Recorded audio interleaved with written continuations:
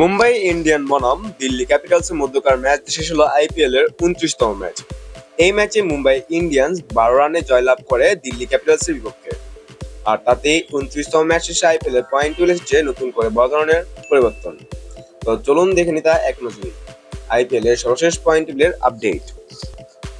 IPL এর point টেবিলে বর্তমানে 10 নম্বর অবস্থান করছে চেন্নাই সুপার কিংস। ম্যাচ খেলছে 6টি, জয় 1টি ম্যাচে, হার 5টি ম্যাচে। তাদের point 2, net run rate -1.554। IPL এ পয়েন্ট টেবিলে বর্তমানে 9 নম্বর অবস্থান করছে সানরাইজার্স হায়দ্রাবাদ। ম্যাচ খেলছে 6টি, জয় 2টি ম্যাচে, হার 4টি ম্যাচে। তাদের point 4, net run rate -1.245। IPL এ পয়েন্ট টেবিলে বর্তমানে 8 নম্বর অবস্থান করছে রাজস্থান রয়্যালস। ম্যাচ খেলছে 6টি, জয় 2 ম্যাচে, হার 4 ম্যাচে। তাদের point 4, net run rate 0.838। IPL এ পয়েন্ট টেবিলে বর্তমানে 7 নম্বর অবস্থান করছে মুম্বাই ইন্ডিয়ান্স। ম্যাচ খেলছে 6টি, জয় 2 ম্যাচে, হার 4 ম্যাচে।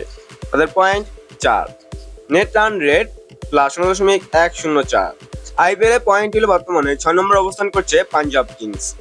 ম্যাচ খেলছে 5টি, জয় 3 ম্যাচে, হার 2 ম্যাচে।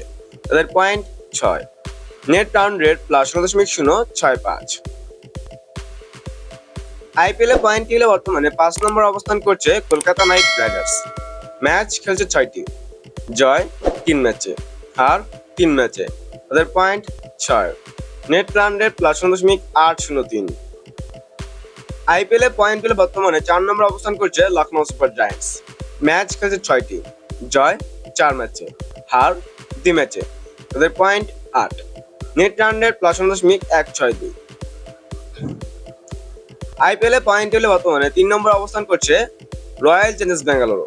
ম্যাচ খেলছে 6টি, জয় 4 ম্যাচে, হার 2 ম্যাচে। তাদের point 8, net run rate +0.672। IPL এ পয়েন্ট টেবিলের 2 নম্বর অবস্থান করছে দিল্লি ক্যাপিটালস। ম্যাচ খেলছে 5টি, জয় 4 ম্যাচে, হার 1 ম্যাচে।